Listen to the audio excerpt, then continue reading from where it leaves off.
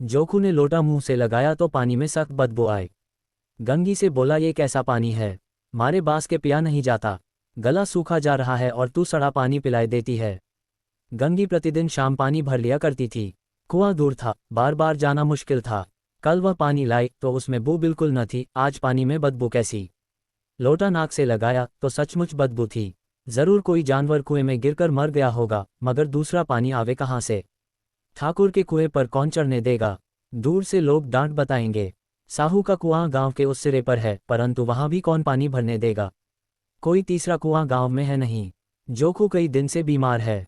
कुछ देर तक तो प्यास रोके चुप पड़ा रहा, फिर बोला, अब तो मारे प्यास के रहा नहीं जाता, ला थोड़ा पानी नाक बंद करके पी लून। गंगी ने पानी न दिया। खराब पानी से बीमारी बढ़ जाएगी इतना जानती थी, परंतु यह न जानती थी कि पानी को उबाल देने से उसकी खराबी जाती रहती है। बोली, यह पानी कैसे पियोगे, न जाने कौन जानवर मरा है, कुएं से मैं दूसरा पानी लाए देती हूँ। जोखू ने आश्चर्य से उसकी ओर देखा, पानी कहाँ से लाएंगे, ठाकुर और साहू के दो कुएं तो हैं, क्या एक लोटा पानी न भरने देंगे। हाथ पांव तुड़वा आएगी और कुछ न होगा, बैठ चुपके से, ब्रह्म देवता आशीर्वाद देंगे, ठाकुर लाठी मारेंगे, साहू जी एक के 5 लेंगे।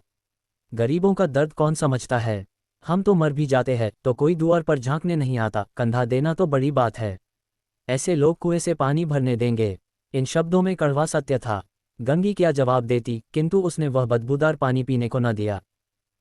रात के 9 बजे थे। थके मांदे मजदूर तो सो चुके थे। ठाकुर के दरवाजे पर 10-5 बेफिक्रे जमा थे। मैदानी बहादुरी का तो अब न जमाना रहा है, न मौका। कानूनी बहादुरी की बातें हो रही थीं। कितनी होशियारी से ठाकुर ने थानेदार को एक खास मुकदमे में रिश्वत दी और साफ निकल गए। कितनी अक्लमंदी से एक माँ के मुकदमे की नकल ले आए। नाजिर और मोहतमिम सभी कहते थे, नकल नहीं मिल सकती। कोई 50 मांगता, कोई 100।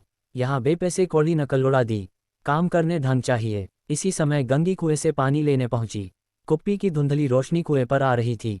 गंगी जगत की आड़ में बैठी मौके का इंतजार करने लगी।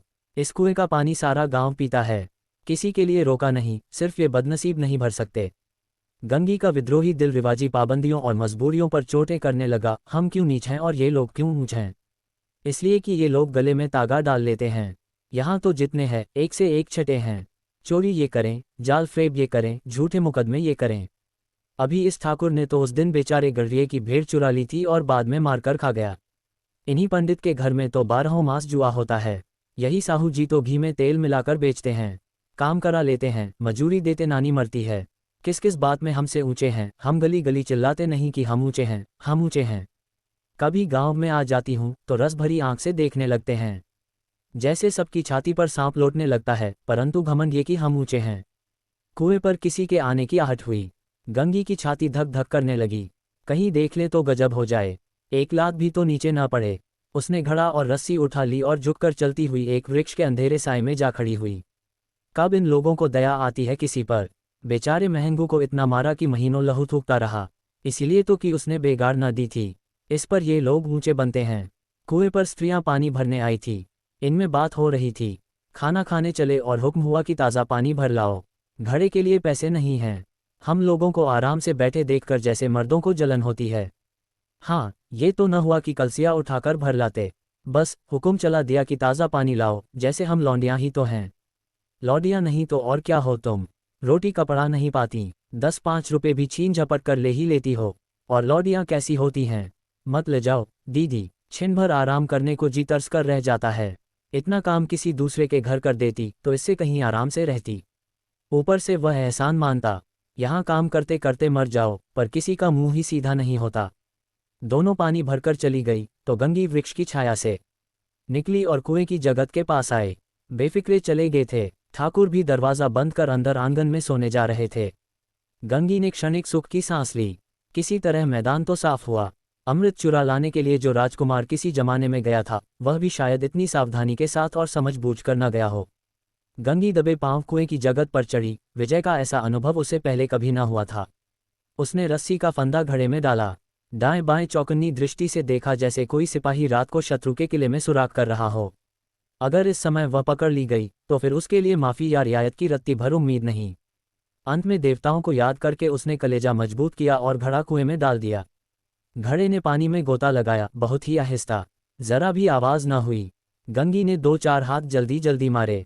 घड़ा कुएं के मुंह तक आ पहुंचा। कोई बड़ा शहजोर पहलवान भी इतनी तेजी से न खींच सकता था।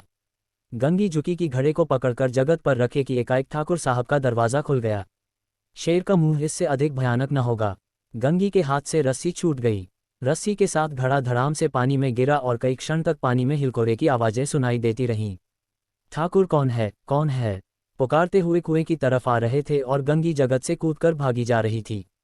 घर पहुंचकर देखा कि जोकू लोटा मुंह से लगाए वही मैला गंदा पानी पी रहा है।